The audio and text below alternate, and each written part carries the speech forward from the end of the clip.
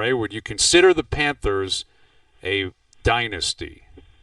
Yes, because I don't know that I've ever really seen the official Webster's Dictionary definition of what it is. It's 3 finals in a row. Right. Yes, I think so. And because it's kind of a made-up thing, the way they've done it, I think elevates them over some of the other teams. Yeah. How so? What do you mean by that? The way they've done Noodles, you were there last night. Did that not look like a steamroller? Yes. They look like they could have put together whoever they wanted to play on Edmonton, and it was not. It wasn't going to matter. I just think they're such an impressive team. They win in a way that's not familiar with the rest of the league. They have stars, of course they do, but look at the awards that they win. They win the Selke. Yeah. Right? They don't win the top scorer. They don't have a bunch of guys all over the all-star teams. They're big and deep, and I tweeted today, because it just came to my head, that's what I remember the Islanders like. The championship, that was a dynasty, right? That was 4 in a row. And I'm like, it's the same sort of thing. They're just big and tough and skilled, and they got a great goalie and a great coach, and that's why, for me, yes. Yeah, I mean, I think Hayes makes a point, even if we could call them the modern-day dynasty with the cap implications.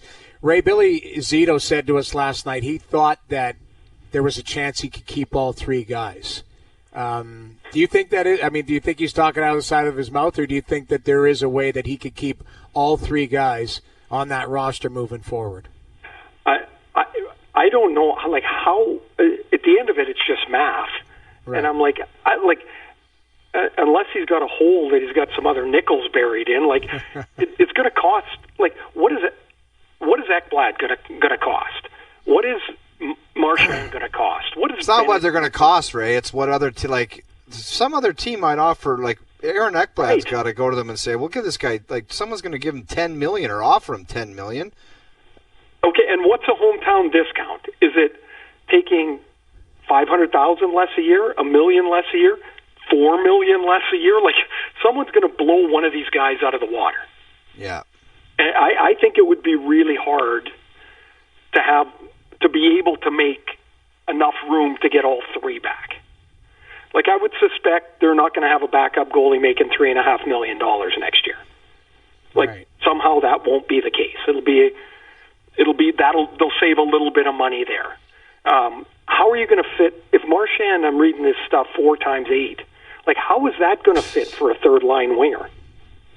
Right. How are you going to do that? I would think in priority it's Bennett, Marchand. God, I hate to put Ekblad third.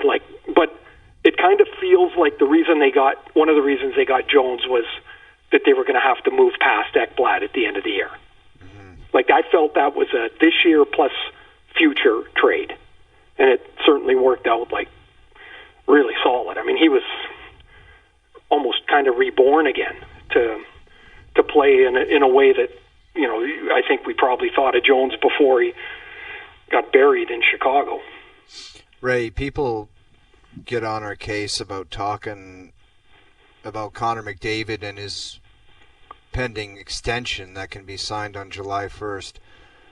I'll ask you so we don't have to really discuss it, but do you think it's a slam dunk automatic that he signs his extension July 1st?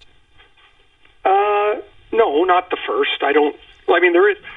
He's eligible right there. I don't know. I think there's a lot of factors that would go into him signing again for the 8-year term. And as much as people can speculate, what the hell do we know? Who knows what he's thinking? Who knows if he and Leon have a thing that when Leon signed it, that kind of was, yeah, I'm signing too. You got to think they discussed it, right? How would they not? It's I don't know. I wouldn't be in any great rush to sign if I had his ability, his he is. Like, he's different than everybody else. So the cap goes up to what, $100 million next year, and then it goes up, and then it goes up again the next year, right? Mm-hmm. I think they've announced that. Yeah. So why wouldn't you wait until the next year? You can't sign an extension for 2 years from now. If you're doing it on a percentage of the cap, why wouldn't you wait until the time that you can maximize the percentage you're going to take? Say he's going to take 18%, not the max 20, but 18%. Well, 18% on July 1st won't be the same as 18% next July 1st. Mm-hmm. And so, again, it comes down to what he desires, like, you know, where he wants to live, where he wants to play, what he thinks the team can be, and financially what he needs to make. And he's never said boo about this. So he would be really the only one that could dive into it. If somebody offered me an extension 1 year out, I would have signed it like, you know, at 12:01 a.m. Mm. Like I would have been all over that. He doesn't have to be. He can be as patient as he wants to be.